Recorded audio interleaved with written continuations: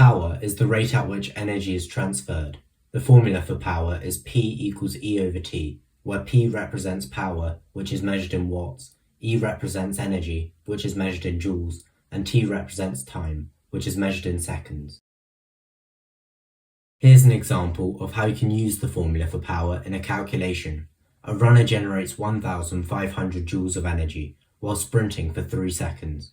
To calculate the runner's power output, substitute the values into the formula to get P equals 1,500 over 3. Type this into your calculator to get an answer of 500, so the runner's power output is 500 watts. If you're already confident with this concept, you can skip to the end for a harder question.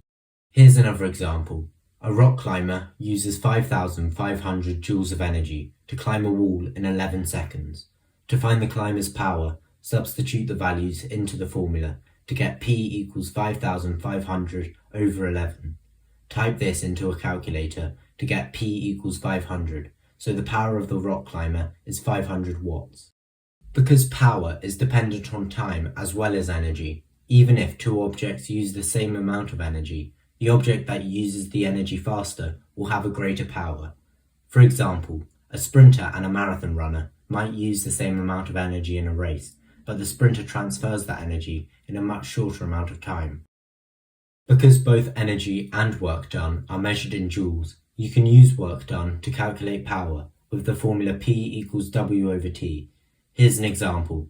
A crane does 75,000 joules of work to lift a load in 25 seconds.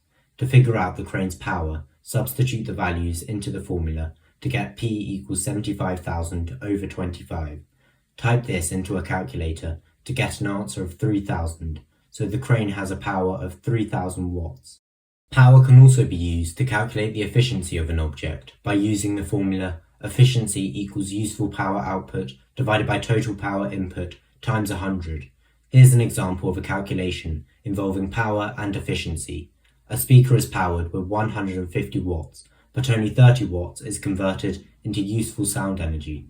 To calculate the efficiency, substitute the values into the formula. This gives you the formula 30 over 150 times 100. Type this into your calculator to get an answer of 20, so the efficiency of the speaker is 20%. Here's a multi-stage calculation that combines everything covered in this video. A car drives up a 20-meter high hill with a force of 12,000 newtons in 30 seconds.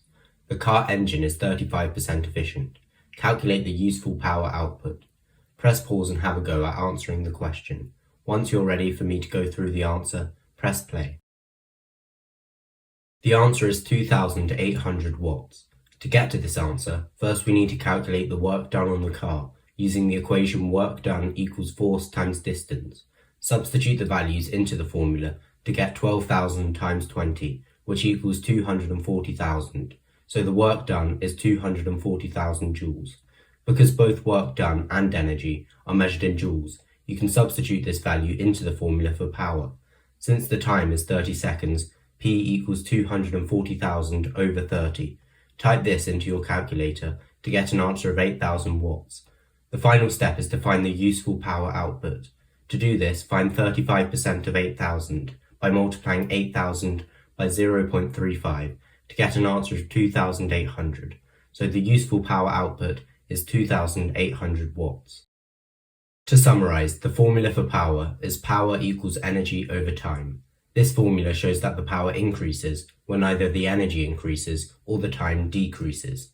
Since both energy and work done are measured in joules, you can use work done in the power formula instead of energy. You can also use power in the efficiency formula instead of energy. I hope you found this video helpful. Thanks for watching, and I'll see you next time.